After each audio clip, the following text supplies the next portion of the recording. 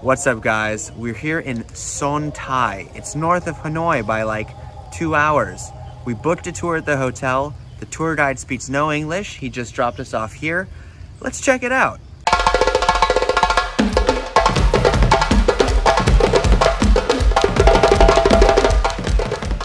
So we're starting our journey today at the Son Tai Fortress. So this is apparently an 1800s era fortress with a temple behind us. This is called Chua, in Vietnamese Chua. I hope I said it right. Old school style. We're gonna pop in right now. There's also a kind of small citadel fort. The tour guide, in the very little English that he could say, tried to explain that there was 3 major forts in Vietnam during this time period. There's one in Hue, which I've been to, one in Hanoi, which I've been to, and here I am at the last one, Son Tai. We made it. So let's take a look at what we got here. It's very slippery. I don't want to fall and die.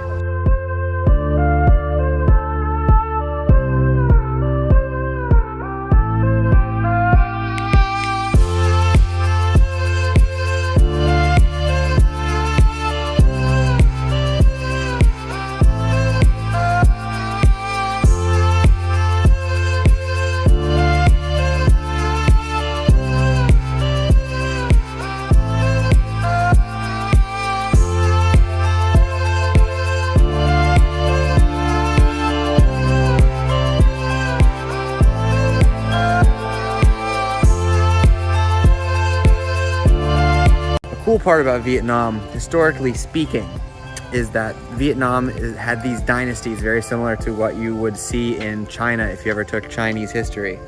So the last Vietnamese dynasty lasted basically until the end of the 1800s, when essentially the French took over. They made negotiations with the king, and that was kind of the end of the Dynastic Vietnam. The biggest and strongest kingdom in Vietnam was the Nguyen dynasty, that started, I believe, in the 1500s and then continued for quite a long period of time. If you ever go to Hue in central Vietnam, you'll be able to see a massive citadel and fortress that the Nguyen used to live in. And that is the reason why most Vietnamese people have the last name Nguyen. Most people don't know this, but upwards of 70% of Vietnamese people all have the same last name.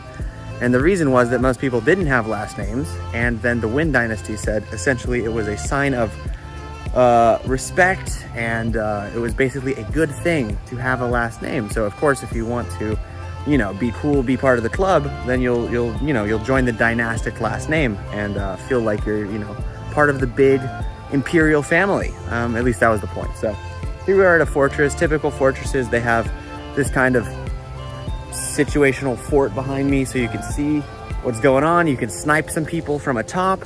You've got a temple, so very much like when you go to typical castles in Europe, they have churches, they have temples here, and then they always typically have moats to keep out the invaders. So I'll show you that in a second as well.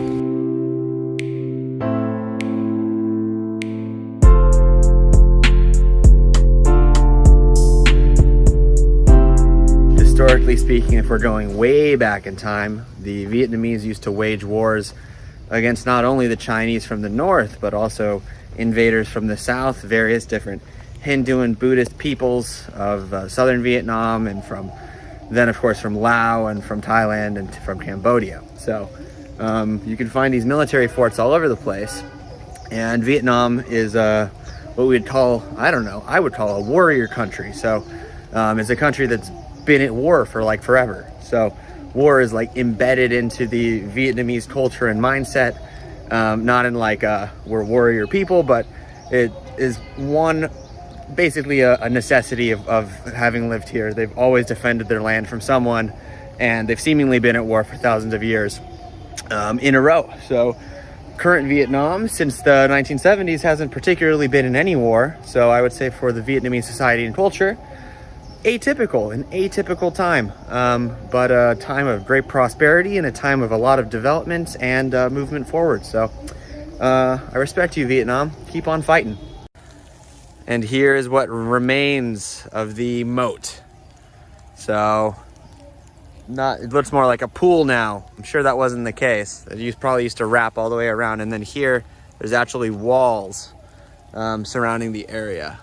Here again is the Citadel.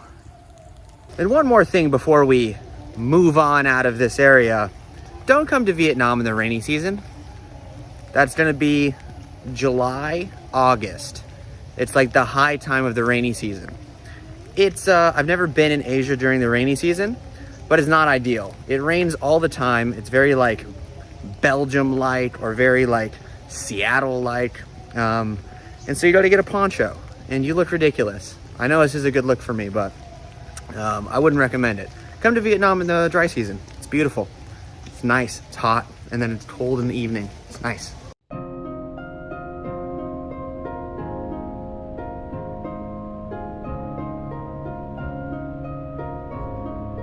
Fast forwarding a bit to modern times, Son Thai is known as the military city or soldier town. So this is like one of the home training bases, this entire city for the Vietnamese infantry and the army. So if you go anywhere in Vietnam, if you go to any sort of museum, especially military oriented, they're gonna have these old planes. So these are Soviet era, probably what they used during the Vietnam War. Pretty common to find all over the place, but the Vietnam military, as I was saying, is still a very big part of the society.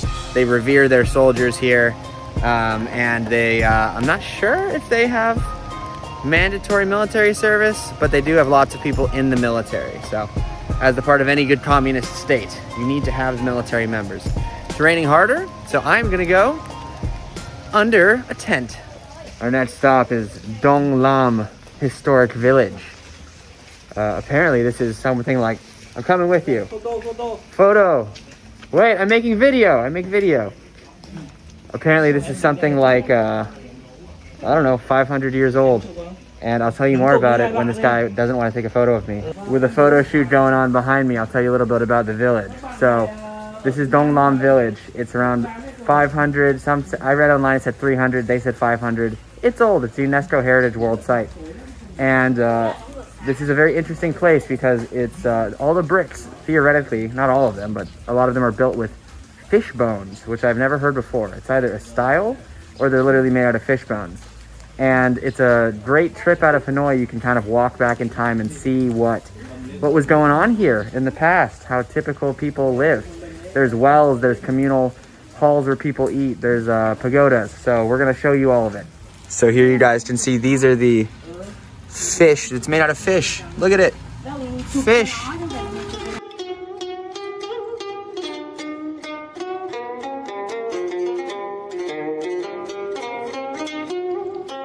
This is a very strange place. Of course, we would learn more if the tour guide spoke English, but he doesn't. So he's just kind of telling us to go like down streets, and he's like, there, go down the street. We're like, here we are. So this is probably the only UNESCO Heritage site I've ever been to where people are actively living. And then it's weird because you have this really old house here, which is clearly like old school. Like, come look at this. We got like an old door and everything, but then we have like a brand new building behind me. I'm not sure you guys can see. It's very confusing. It's a very confusing place. I wish I could know more. And then there's a building here that clearly says it was built in 1996, which by my calculations is less than 25 years old. Strange. What do you guys think? Would you come to Duong Lam Village? Would you be as confused as me? Sometimes.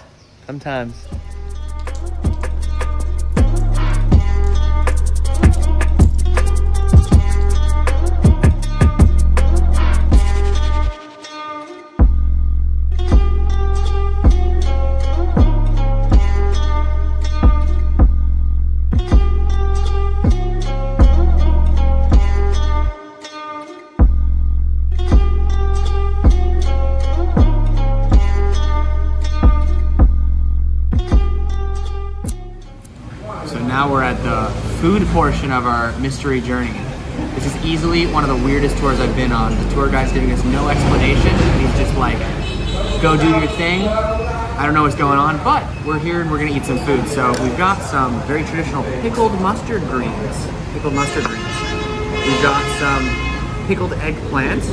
We have a Tupperware of rice, always important, with a spoon. And we have a soup. So I'm gonna guess chicken. I guess we're gonna get chicken.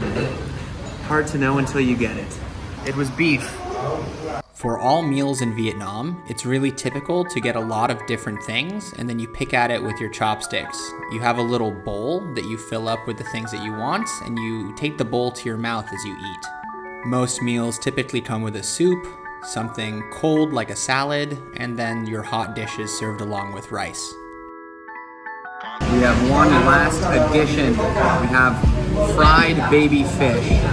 The best way that you can eat these is to dip it in fish sauce. I know that seems a little redundant, but and it's just crispy delicious. Oh, okay. Fish sauce. Come on.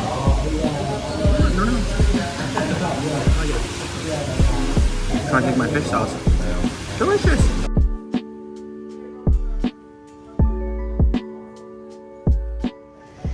So guys, things went crazy.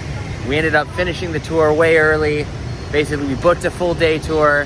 They basically took us halfway through. We had the lunch and then they were just like, tour's over, and super confusion. The driver didn't speak English. The company was like, well, you saw everything, but it was like they did the itinerary backwards. Wild. So standing in front of this big 2020 sign in the center of Hanoi almost 4 hours later, I will wrap the video by saying this. In 2020, you never know what to expect, and it's good not to make any plans. Even if there's an itinerary, you know, they might not follow it, or life might not follow that itinerary. So hope everyone's staying safe 2020. If you liked the video, make sure to like and subscribe. Hit the notification bell to get more Tales from the Road content. Putting stuff out twice a week. We might do a Hanoi food tour tonight. Looking forward to that. And we will see you in the next video.